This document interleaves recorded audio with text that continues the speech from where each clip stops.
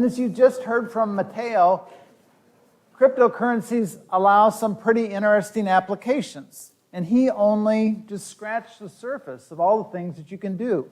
And all those applications can be accessed by anybody with a smartphone and an internet connection. So when we talked about the unbanked, cryptocurrency doesn't really help the unbanked, it turns them into a bank. So it really allows them to go far beyond just getting a bank account.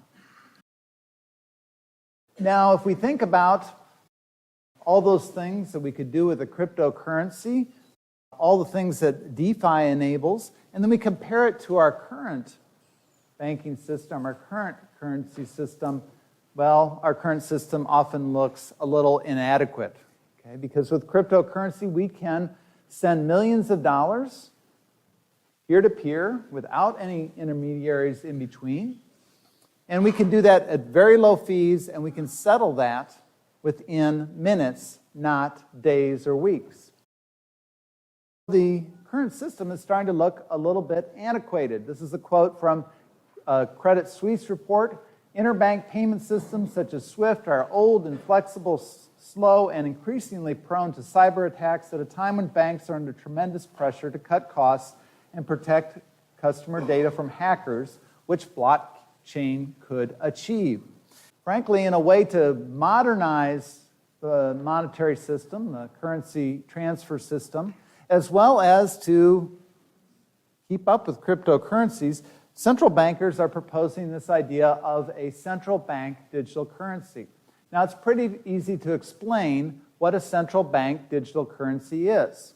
It is a digital currency that is issued and backed by a central bank, is considered legal tender, and is pegged against a flat currency. So these are not cryptocurrencies. They are digital dollars that exhibit some of the same characteristics that cryptocurrencies do. But they are not decentralized. They are not permissionless. Not anybody can join them. They are not neutral or borderless. And it's unlikely that these central bank digital currencies are going to be built on some open source technology. However, they provide a lot of the same consumer level features that cryptocurrencies do. They can use blockchain as a database and could allow for peer-to-peer transfers of money, even without any need for private banks or a lot of these intermediaries. Now, there are several models that have been proposed for these central bank digital currencies. So the wholesale model, basically the currency is issued by the central bank to banks, and they use this digital currency for bank-to-bank transfers. So it's a way to kind of replace the current system of how banks transfer accounts, if you will, between banks, the SWIFT system. Okay? The other more interesting part of this is retail central bank digital currencies. And this is where this would be issued by the central bank, be going to an individual. It would still be owned by the general public. And there's several models for how this might occur. So this is a direct central bank digital currency. So in this case, we see that the central bank is issuing the money. This digital currency is a claim on that central bank. There might be intermediaries that do help with onboarding new customers and this know your customer idea, making sure we understand who our customers are for anti-money laundering and other fraudulent activities. But the central bank handles those payments. There are a couple other models as well. So there's various hybrids of this that would include different payment service providers, different banks, essentially. They would interact with the customers and the merchants. They would handle the know your customer obligations, but everything would get settled in the background with the central bank. And there's even more complicated models as well. So in this case, we have a model where these intermediaries actually settle with each other. Now, I'm not going to go into details on this. This is actually from BIS, the Bank of International Settlement, is where I stole these diagrams from. But I will say that the attitude toward central bank digital currencies has been increasingly positive. This is a sentiment analysis that was done by the Bank of International Settlements, and it's looking at the positive trend as how central bankers view central bank digital currencies. So that continues to increase and continues to go up. The reason for that, I think, is because they're getting more experience with these digital currencies. So there's actually quite a number of experiments going on right now to look at issuing central bank digital currencies. And in fact, there's some right now where retail central banks are issuing retail central bank digital currencies. So the Bahamian sand dollar is one example. The Eastern Caribbean Central Bank also there's a number of islands that use that central bank, also have a digital currency that's out there today. Many other countries are experimenting with it. So China has had the digital renminbi. You've also seen lots of other experiments going on. In the last month, Nigeria has actually released their digital currency and is starting to use it. So there's a lot going on right now. What we're starting to see is this sentiment overall changing, that central bank digital currencies are not a matter of if, but when. And also, could we use central bank digital currencies to replace cryptocurrencies? Because there's some bankers that don't tend to like cryptocurrencies for various reasons. When we start to think about new technologies, when we start to think about central bank digital currencies, these digital dollars, what we often do is we just think of the things that we currently do with dollars. Yes, we can make payments, we could buy candy bars, you could pay your beer tab with these central bank digital currencies. But I think it's more interesting to think about what could we do with digital dollars that we can't do today? Because we're really entering an era of programmable money. So just as Matteo was talking about these smart contracts with cryptocurrency, we can build in different aspects of how we want that currency to behave into these central bank digital currencies. So what could we do with central bank digital currencies that we can't do with today's dollars? And I think this is where things get really interesting. Just think about the creation of money. When money gets created, it tends to benefit or stick around those areas where it gets created, namely the banks and Wall Street institutions. Friedrich Hayek compared this to putting honey in your tea. That you put the honey in the tea and it kind of takes a while for that sweetness to disperse throughout your tea. Instead of using banks and intermediaries to actually bring money into existence, why don't we instead just airdrop the money into people's wallets? We don't have to go through those intermediaries. This has several advantages. If you want to help people in a given area, maybe hurricane victims, you don't have to set up some bureaucracy to go in and provide aid. You could just airdrop money into the wallets of everybody in that area. If you want to help an economically depressed area, you do not have to necessarily create a bureaucracy, create economic zones, all that kind of stuff. Maybe you just airdrop money into the wallets of the people that need it. Okay. So money can be brought into existence exactly where it's going to be used, and it can be done so with laser focus on who gets that money without the involvement of banks. Now, China has been experimenting with this for a number of years. This is the most recent article that I could find, or the most recent event, where they are airdropping digital renminbi into people's wallets. It appears in their wallets, and they're allowed to use it however they would like. Now, we'll come back to China in a bit, but think about how we could deal with this, or what might happen if this money was programmable. So you could even airdrop money into people's wallets and give it an expiration date.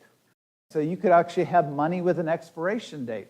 So during the pandemic, we had a stimulus package, and a lot of people received that stimulus package, and instead of going out and spending it locally or spending it on rent, they may have bought equities. They may have bought into the stock market. They may have bought cryptocurrencies. And we could make that a forbidden transaction, or we can say, if you don't spend it in this way, that money is going to expire.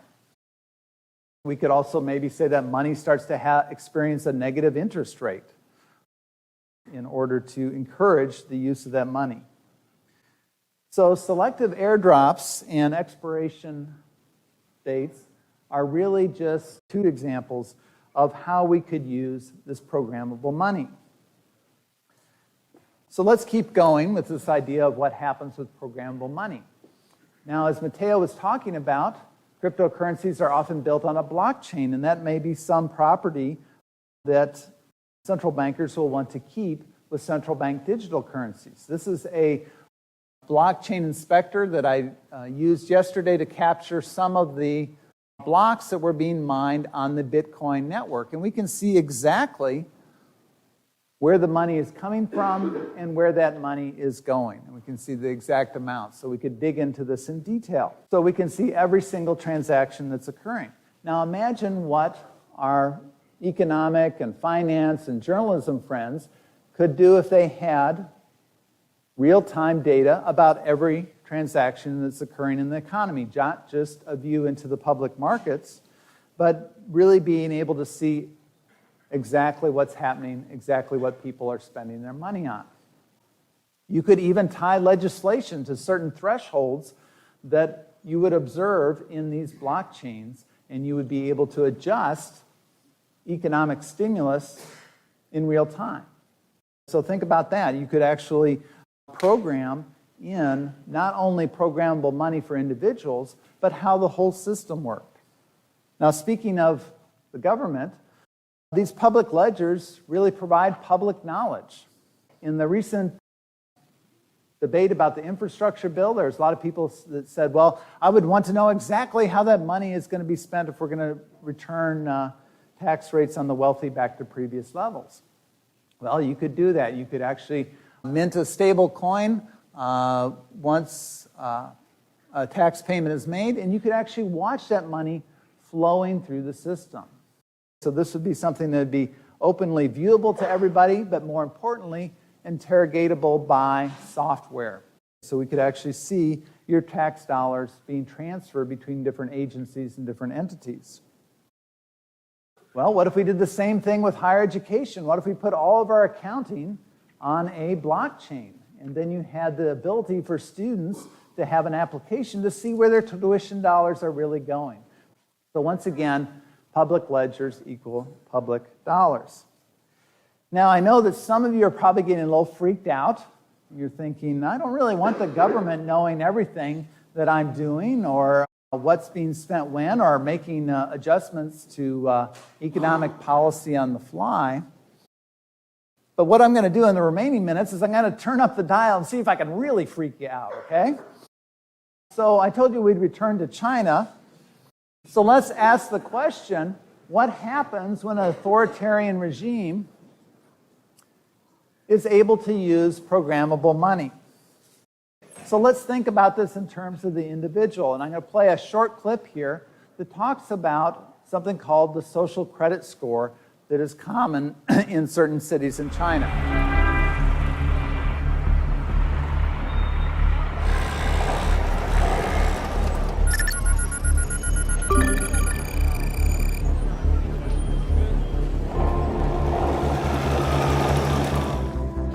我自己就生活中很多，现在也用了人脸识别系统。像我去逛超市，还有我们小区里的门禁、火车站，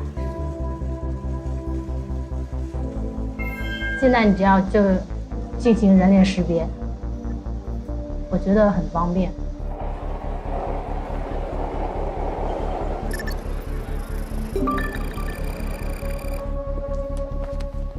这样整个社会的一个信用机制，我是觉得提高整体人的素质吧。今天坐高铁的时候，然后高铁上就一直在广播说，失信人员他会被限制坐高铁或者是飞机啊这些交通工具。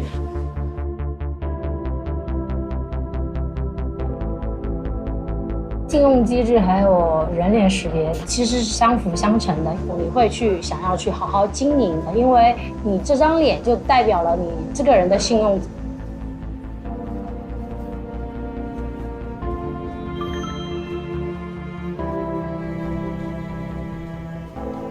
如果说我去打算交一个新朋友，他的信用度很高，我会更愿意去相信这个朋友。现在我们就可以直接根据这个人的信用分选择相信他，不凭任何我自己的感觉去猜想你这个人。这也省去了我去了解。 So these social credit scores are being generated by your activities, by your cell phones, and what you're doing. Now consider my friend Matteo, and I think that we could all agree that in any society, Matteo would be an outstanding citizen. He would always get the top social credit score. GPS data would show that he's always in bed by 8 p.m. He never goes to the wrong neighborhoods, and he always goes to the right political rallies. And in fact, facial recognition sees him on the street. He is always crossing at the crosswalks, and sometimes he's helping not one, not two, but sometimes 3 little old ladies across the crosswalk as he does that. I, unfortunately, would not fare so well. The data would show that I spend most of my money on beer and cigarettes. I'm out till 3 a.m. in the wrong neighborhoods, and I have never once crossed at the crosswalk or helped a little old lady across the street. Now, how does this look as far as our wallets and digital renminbi when we factor in monetary policy and social policy? We can now use money, programmable money more specifically, to reward the righteous and punish the sinful. Even if I start out with a lot more assets than Matteo, my base tax rate could be much higher due to my poor social credit score. Matteo's would be lower. This social meritocracy would elevate Matteo and reduce my status financially. Or I might be forbidden from making certain purchases. And you saw that in the film. She was talking about forbidding people from making certain types of plane and train tickets. Meanwhile, Matteo is able to buy whatever he wants. Programmable money could also be used as a governor on behavior. Okay? So perhaps the first 6-pack of beer that I buy in a 4-day period has 5% tax. Perhaps the second 6-pack of beer has 50% tax, and perhaps the 8th 6-pack of beer that I buy has 5,000% tax associated with that. So demand pricing not based on market demand, but on an individual's demand. Now, let's think about this fusion of monetary and social policy and see how you could actually go a step beyond this with the fusion of monetary and geopolitical policy. So some of you are familiar with China's Belt and Road Initiative. So this is a diagram from Bloomberg. This is a linkage for trade that involves some 65 countries. It's 35% of the world's GDP are represented by those countries, 60% of the world's population, and 75% of the world's energy resources. Now, one of the things that's a concern in the Western world is that China doesn't have as many concerns as we do about dealing with certain countries, dealing with countries that have human rights records that are relatively poor. It is often dealing, especially in Africa, with less developed countries that are subject to kind of getting into a trap of debt.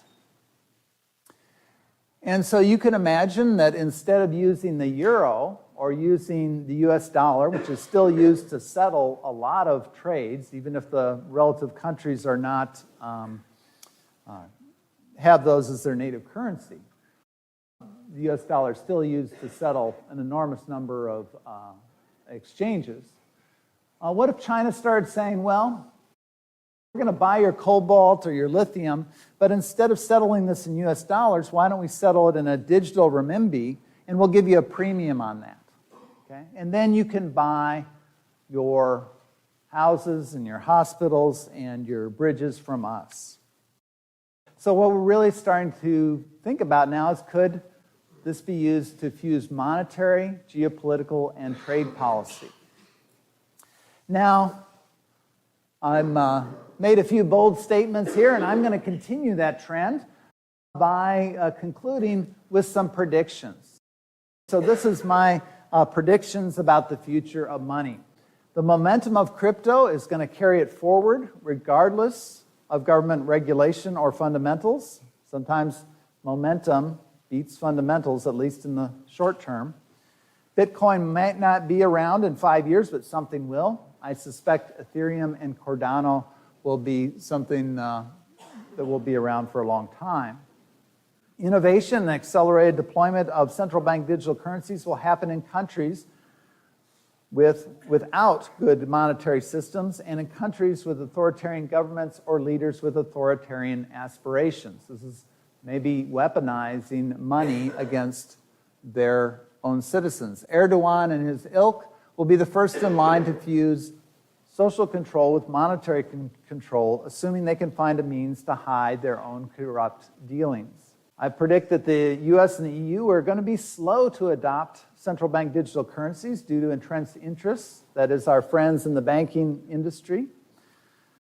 In these locations, central bank digital currencies will be unlikely to have some of the most interesting features that Matteo was talking about and some of which I mentioned here. In the US and the EU, central bank digital currencies will be used as an argument for regulating cryptocurrencies. So we'll come out with a central bank digital currency, and then we'll say we no longer need cryptocurrencies. I think it will be weaponized against the cryptocurrency world. And I believe that the drive to displace the US dollar as the world's de facto currency will grow quickly, with China leading the way. China will use central bank digital currencies to fuse monetary and foreign policy via Belt and Road partners and force them to use the digital renminbi, reducing the use of US dollars and euros. Now, we're going to have some time for question and answer, but I have one other statement to make that I know Byram agrees with, that Matteo agrees with. In fact, all of our faculty members here agree with, and that is that it is always an honor to get to teach and to present, and we really appreciate you taking your time here today, and now we'll take some questions.